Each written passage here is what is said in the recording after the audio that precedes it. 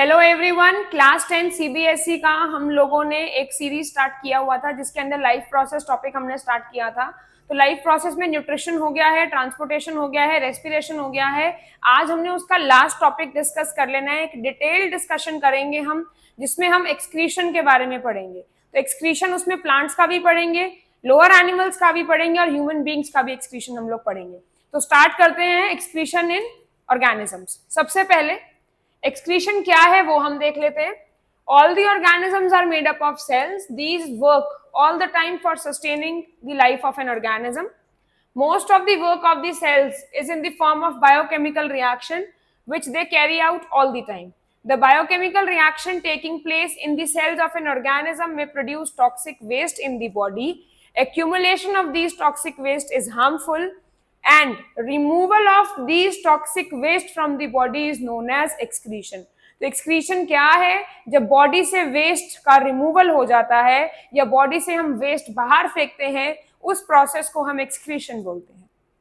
और जो भी ऑर्गन्स हमारे इस सिस्टम में इन्वॉल्व होते हैं, उन ऑर्गन्स को एक्सक्रीटरी ऑर्गन्स कहते हैं। उनको मिला के जो सिस्टम बनता है उसको एक्सक्रीटरी सिस्टम बोलते हैं। तो अगर हम ह्यूमन बींग्स की बात करते हैं तो एक्सक्रीटरी सिस्टम के अंदर हमारी किडनीज आती हैं, यूरेटर आते हैं, यूरिनरी ब्लैडर आता है और यूरेथ्रा आता है।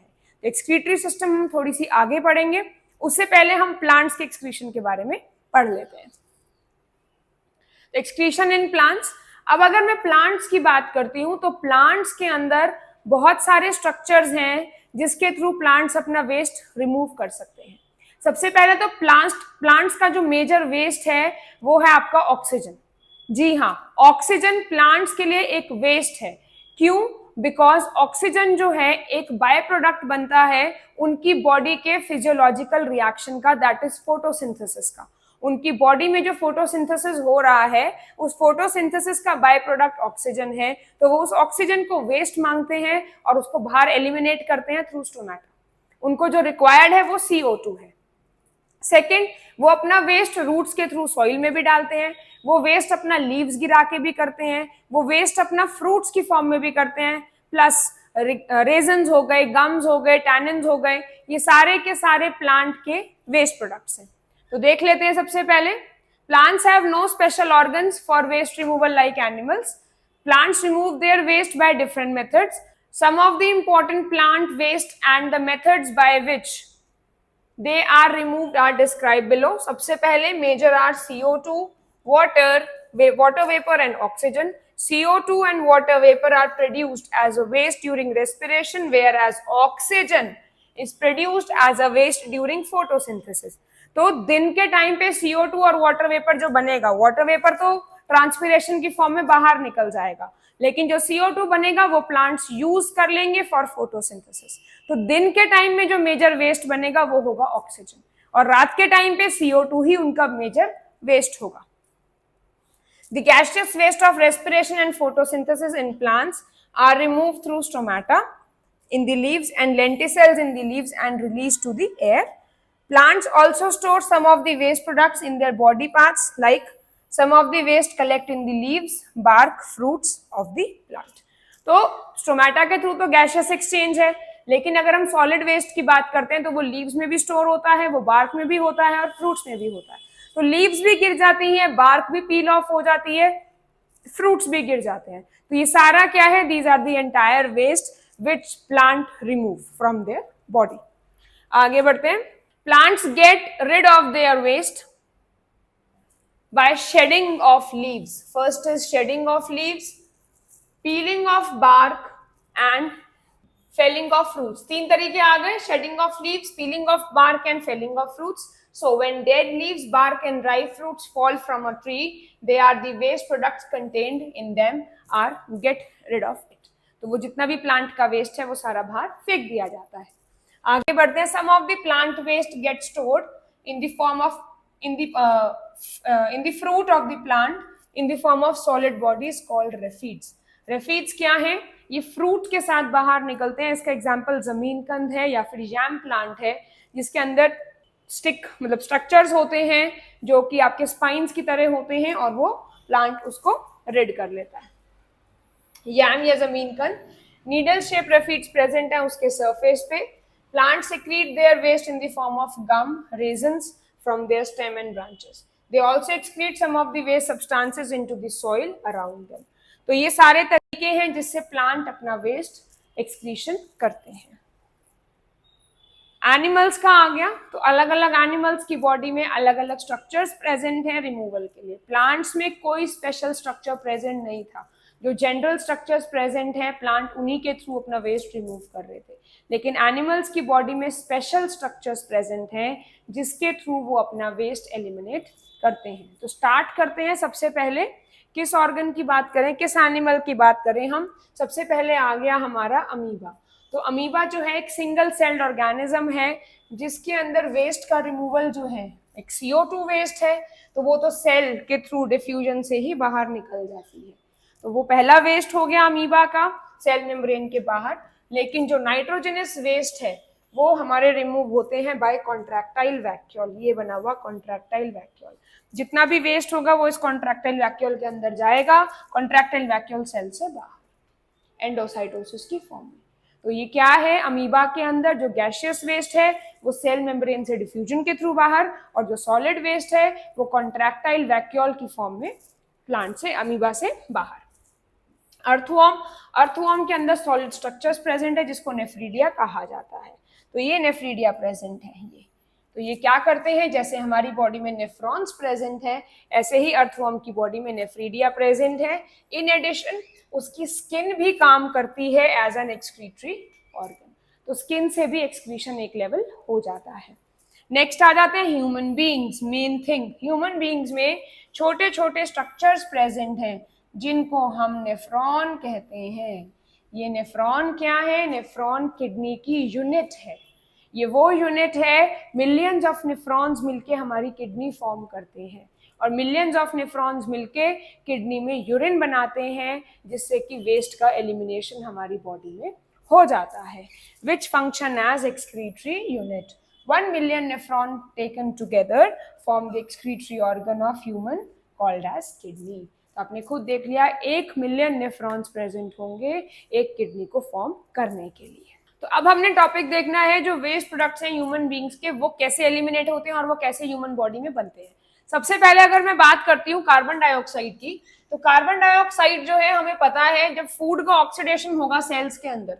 फूड का ऑक्सीडेशन मींस जब फूड हमारा ग्लूकोज की फॉर्म में सेल्स के पास गया वहां ऑक्सीजन भी गई, ऑक्सीजन ने फूड को ब्रेक करा एनर्जी प्रोड्यूस करने के लिए. उसी टाइम पे CO2 भी प्रोड्यूस होती है as a waste product. Second जो बनता है वो बनता है यूरिया. यूरिया बनेगा जब अनयूज्ड प्रोटीन्स को डिकम्पोज करेगा हमारा लिवर. तो इन बॉडी में से इन वेस्ट का रिमूवल करना जरूरी है, अदरवाइज ये हार्म कॉज करेंगे. तो इस रिमूवल के लिए हम इस प्रोसेस को क्या कहा जाता है, एक्सक्रीशन कहा जाता है. Human body has different organs for the removal of waste from the body. तो these are are lungs and kidneys. Lungs excrete CO2, our kidneys excrete urea. Kidneys are the main excretory organs of human body. So, excretory system of human beings involve kidneys. आगे बढ़ते हैं. अब lungs में से हमारा CO2 waste product कैसे eliminate होता है उसको देख लेते हैं. सबसे पहले CO2 जो प्रोड्यूस्ड है वो ऑक्सीडेशन के थ्रू है, हमने ये पढ़ा. CO2 is produced as a result of oxidation of food. CO2 जो है बॉडी टिश्यू से ब्लड में जाएगा और ब्लड से जाएगा फाइनली लंग्स तक. लंग्स से CO2 बाहर एलिमिनेट कर दिया जाएगा थ्रू रेस्पिरेटरी सिस्टम. ये सारा हम रेस्पिरेशन में ऑलरेडी पढ़ के आ चुके हैं. तो आगे बढ़ते हैं. अब नेक्स्ट क्या है, नेक्स्ट आ गया हमारा एक्सक्रीटरी सिस्टम. तो अब आप देख सकते हैं एक्सक्रीटरी सिस्टम के अंदर हमारी 2 किडनीज हैं, हमारे यूरेटर है, यूरिनरी ब्लैडर है और फाइनली यूरेथ्रा है जिसके थ्रू बॉडी से ब्लड बाहर जाएगा. तो ह्यूमन एक्सक्रीटरी सिस्टम जो है वो सारे इन सब ऑर्गन से मिलके बना हुआ है जिसके अंदर हमारी 2 किडनीज आती हैं, हमारे 2 यूरेटर आते हैं, यूरिनरी ब्लैडर आता है और यूरेथ्रा आता है.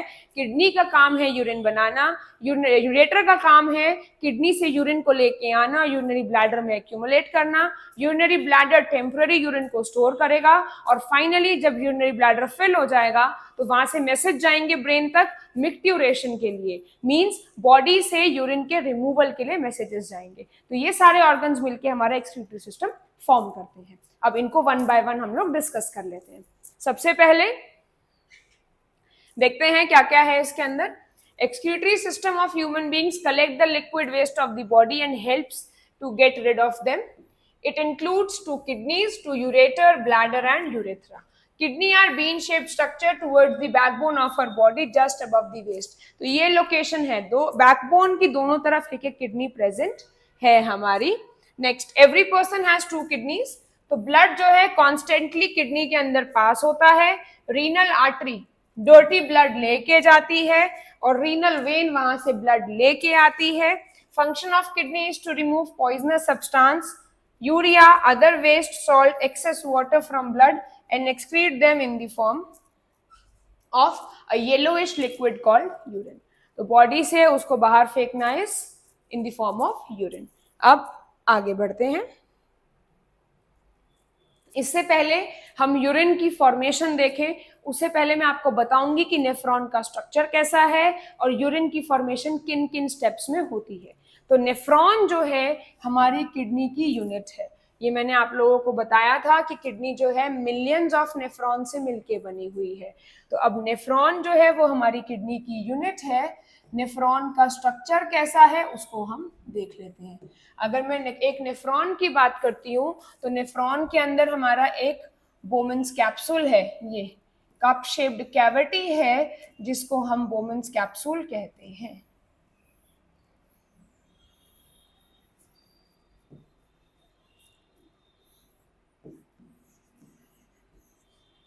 ये है हमारे एक नेफ्रॉन का स्ट्रक्चर. तो ये कप शेप्ड कैविटी जो है इसको हम बोमेन्स कैप्सूल कहते हैं. और बोमेन्स कैप्सूल के नीचे वाला पूरा एरिया इस टिब्यूल. आप लोगों की बुक्स में इस पूरे एरिया को टिब्यूल कहा गया होगा, लेकिन बच्चों मैं आपको बताऊं जो टिब्यूल का पहला वाला पार्ट है इसको पीसीटी कहा जाता है, that is proximal convoluted tubule. Second part को लूप ऑफ हेनले कहा जाता है. थर्ड पार्ट को डीसीटी कहा जाता है. DCT is distal convoluted tubule. लेकिन हमारी एनसीईआरटी और हमारी और जो रेफरेंस बुक हैं सीबीएसई में वो इस पूरे पोर्शन को टिब्यूल ही कहती है. लेकिन कंफ्यूजन ना हो, बच्चे आराम से पढ़ लें. तो इस पोर्शन को पीसीटी कहा जाता है, इसको लूप ऑफ हेनले कहा जाता है और उसको डीसीटी भी कहा जाता है. जो बच्चे याद रख सकते हैं वो याद रखें, वरना अगर आपने टिब्यूल कहना है तो उसमें भी कुछ गलत नहीं है, आप टिब्यूल लिख सकते हैं उसको. लास्ट पोर्शन आ गया कलेक्टिंग डक्ट.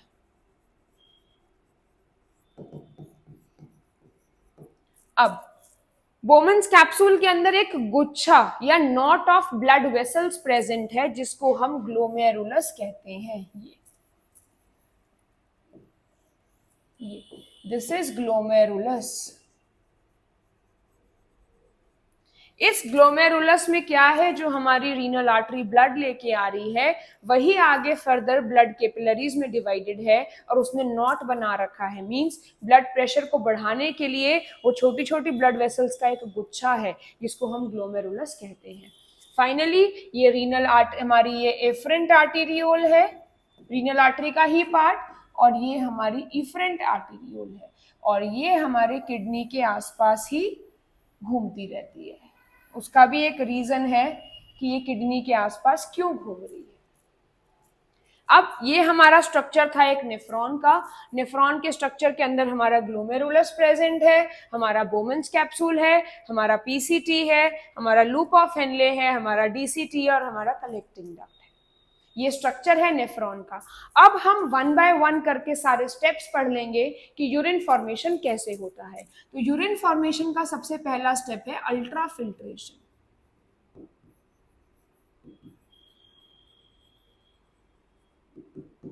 सेकेंड स्टेप है सेलेक्टिव रीएब्जॉर्प्शन और थर्ड स्टेप है टिब्यूलर सिक्रीशन. अब इनकी डिटेल, ये तीनों स्टेप्स कैसे बनते हैं उसको हम जरा एक बार देख लेते हैं. सबसे पहले अगर मैं अल्ट्रा फिल्ट्रेशन की बात करती हूँ, अल्ट्रा फिल्ट्रेशन मतलब प्रेशर के अंदर फिल्टर होना. तो अब आप यहाँ देख रहे हो कि ये इसका डायमीटर कितना है और यहाँ पे आके फर्दर वो कितना हो गया होगा. जब वो गुच्छा बना है मतलब उन ब्लड वेसल्स का डायमीटर बहुत छोटा हो गया होगा और जब ब्लड उसके अंदर फ्लो करेगा तो वो प्रेशर के अंदर आके फिल्टर आउट हो जाएगा, प्रेशर के अंदर आके वो फिल्टर आउट हो जाएगा, और फिल्टर आउट होने के बाद मैक्सिमम जो यहाँ पे आ जाएगा वो कहलाएगा हमारा नेफ्रिक फिल्ट्रेट। रिमेनिंग हमारा इसके अंदर चला जाएगा। अब जो ब्लड उसके अंदर गया, उसके अंदर मैक्सिमम हमारे ब्लड सेल्स हैं, प्लाज्मा है और बिग प्रोटीन्स हैं जो कि फिल्टर आउट नहीं हो सकते, लेकिन मैक्सिमम चीजें हमारी यहाँ पे फिल्टर आउट होके नेफ्रिक फिल्ट्रेट के अंदर आ चुकी है। अब नेफ्रिक फिल्ट्रेट के अंदर इतना कुछ आ गया है कि अगर वो ऐसे का ऐसे ही हम यूरिन की फॉर्म में बॉडी से निकाल दे तो हमारी बॉडी में कुछ ना बचे, लेकिन हमें क्या करना है, उसमें से सारी यूजफुल चीजों को रीएब्सॉर्ब करना है। मींस पहला स्टेप हमारा अल्ट्रा फिल्ट्रेशन हो गया, जिसका एज अ रिजल्ट हमारा नेफ्रिक फिल्ट्रेट बना। अब उस नेफ्रिक फिल्ट्रेट में से बहुत कुछ हमने रीएब्सॉर्ब करना है, बिकॉज वो यूजफुल चीजें हैं और उनको हम बॉडी से एलिमिनेट नहीं कर सकते। इसीलिए हमारा सेकेंड स्टेप बना है सेलेक्टिव रीएब्सॉर्प्शन। सेलेक्टिव रीएब्सॉर्प्शन में जब नेफ्रिक फिल्ट्रेट हमारा पीसीटी, लूप ऑफ हेनले और डीसीटी में मूव करेगा, उस टाइम पे चीजें रीएब्सॉर्ब होंगी, यहाँ पे भी, यहाँ पे भी और यहाँ पे भी। तो अब वाटर है, वाटर के बाद सॉल्ट्स हैं, आयंस हैं, सोडियम, पोटेशियम, ये सारी चीजें हमारी रीएब्सॉर्ब होंगी और वापस से ब्लड वेसल में चली जाएंगी। तो ये तीनों जगह सेलेक्टिव रीएब्सॉर्प्शन हमारा तीनों स्टेप्स तीनों एरियाज में होगा, PCT, loop of Henle, DCT. तो नेफ्रिक फिल्ट्रेट में से जितना इंपॉर्टेंट चीजें हैं जो बॉडी को चाहिए वो सब के सब रीएब्सॉर्ब हो जाएंगी। फाइनली अब जो बचा हुआ होगा वो हमारा कलेक्टिंग डक्ट में जाएगा, जहां पे लास्ट स्टेप होगा ट्यूब्यूलर सिक्रीशन। अब जो वेस्ट है कलेक्टिंग डक्ट भी कुछ कुछ इसके अंदर डालेगा, जैसे कि हमारा हो गया क्रिएटिनिन, कुछ ड्रग्स, कोई मेडिसिन ले रखी है, और फाइनली जो ये बनेगा उसको हम कहेंगे यूरिन। अब ये यूरिन जो है कलेक्टिंग डक्ट से किडनी के पेल्विस वाले एरिया में एक्यूमुलेट हो जाएगा इस पोर्शन में, और फाइनली यूरेटर से बॉडी से बाहर। तो ये 3 स्टेप्स हैं हमारे किडनी में यूरिन फॉर्मेशन के, और ये है हमारे नेफ्रॉन का स्ट्रक्चर। तो जरूरी था कि मैं आपको ये समझाऊं, बिकॉज उसके बाद तो सारा राइटअप है, तो यूरिन का फॉर्मेशन और नेफ्रॉन का स्ट्रक्चर पढ़ना इंपॉर्टेंट है। आगे बढ़ते हैं अब। Kidney clean our blood by filtering it to remove unwanted substances present in it. Cleaned blood is carried away from kidney by renal vein. Ureter from each kidney opens into urinary bladder. Ureters are the tube which carry urine from kidneys to the bladder. Finally urine हमारा bladder में store होगा, और last में bladder is a bag which stores the urine till the time we go to the toilet. Urethra is a tube. Urine is collected in bladder and passed out through urethra. Each kidney is made up of large number of units called nephron. Nephron has a cup-shaped structure जिसको हम Bowman's capsule कहते हैं। तो मैंने बताया आपको Bowman's capsule क्या होता है। Bowman's capsule वो कैविटी है जिसके अंदर ग्लोमेरुलस फिट होगा। आगे बढ़ते हैं। Lower end of Bowman's capsule is a tube shaped and it is called a tubule. Bowman's capsule and tubule taken together form a nephron. One end of tubule is connected to Bowman's capsule and other is connected to urine collecting duct of the kidney. ये मैंने बताया था कि Bowman's capsule के नीचे वाला part जो है वो tubule कहा जाता है। तो मैक्सिमम बुक्स उसको tubule ही लिखती हैं, उसको फर्दर डिवाइड नहीं करती हैं। Bowman's capsule and tubule taken together form a nephron.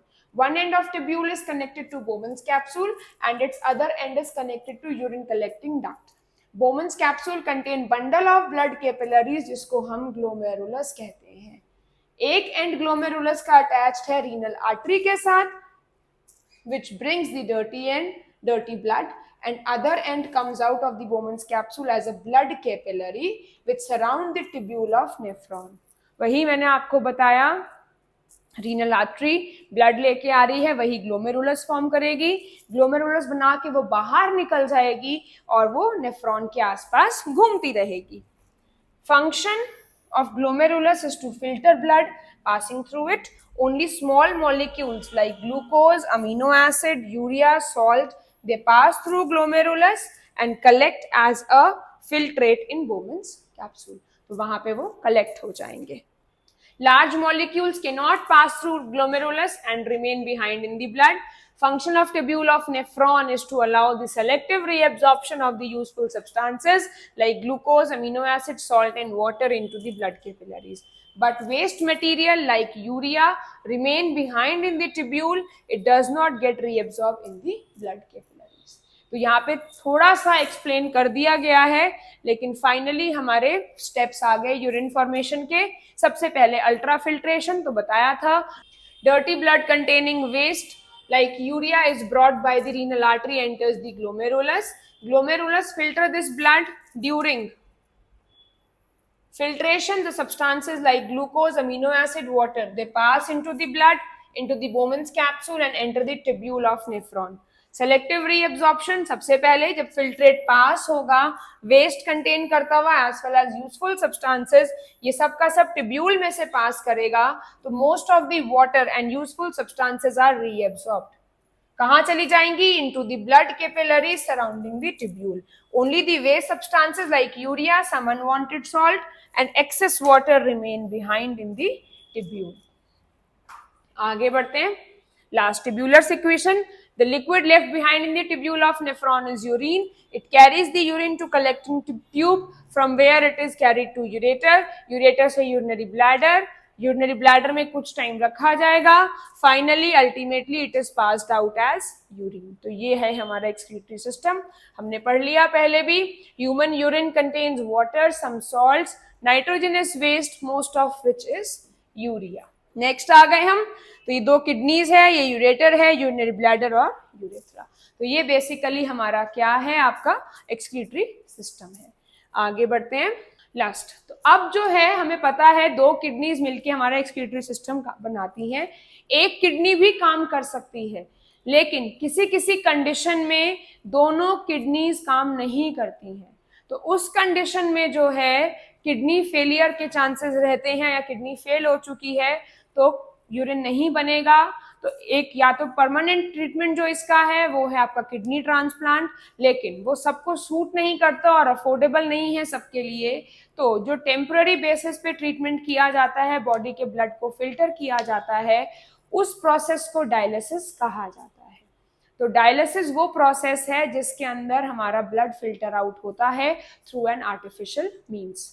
तो डायलिसिस में बॉडी का डर्टी ब्लड बॉडी से बाहर निकाला जाएगा, डायलाइजिंग चेंबर में डाला जाएगा। उस चेंबर के अंदर ब्लड का कॉम्पोजिशन वाला सेम फ्लूइड है, और वो ब्लड जो है हमारा ट्यूब्स के अंदर से पास करेगा। वो ट्यूब्स सेमी परमिएबल मेम्ब्रेन की बनी हुई हैं। ब्लड के अंदर जो भी चीजें वेस्ट हैं, अब वो हमें पता है कि बाहर जो सोल्यूशन है उसके अंदर वो वेस्ट नहीं है, तो जो वो ट्यूब्स के अंदर जब ब्लड फ्लो करेगा तो वो ब्लड से जितना भी वेस्ट है वो ऑस्मोसिस के थ्रू बाहर आ जाएगा, और क्लीन ब्लड हम पर्सन की बॉडी के अंदर वापस डाल देंगे। तो इस पूरे प्रोसेस को डायलिसिस कहा जाता है। तो देख लेते हैं। A person having a kidney failure can be cleaned regularly by using a kidney machine और डायलिसिस। इस प्रोसेस को पूरे को डायलिसिस कहा जाता है। Procedure used for cleaning the blood of a person by separating the waste substances is called dialysis. Blood from an artery of a patient arm is made to flow into the dialyzer of a machine made up of long tubes of selectively permeable membrane which are coiled in a tank containing dialyzer solution. It contains water, glucose and salt in similar concentration to that of normal blood. तो blood जैसे ही पास करेगा तो जितना भी waste है वो semi permeable membrane के through dialysing solution में चला जाएगा, and clean blood is pumped back to the vein of the patient arm. तो ऐसे हमारा डायलिसिस कंप्लीट हो जाएगा। तो जो पर्सन डायलिसिस करवा सकते हैं वो उस ऑप्शन को ऑप्ट करते हैं for cleaning their blood, in case अगर किडनी प्रॉपर फंक्शन नहीं कर रही है। तो यहाँ पे हमने लाइफ प्रोसेस अपना कंप्लीट किया। नेक्स्ट टॉपिक जो है बच्चों वो कंट्रोल एंड कोऑर्डिनेशन रहेगा। उसको हम 3 पार्ट्स में करेंगे। सबसे पहले हम उसको प्लांट्स का कंट्रोल एंड कोऑर्डिनेशन करेंगे, सेकंड हम ह्यूमन बीइंग्स का करेंगे, थर्ड हम ह्यूमन बीइंग्स के ग्लैंड्स को करेंगे। तो ऐसी और सच वीडियोस के लिए स्टे ट्यून्ड।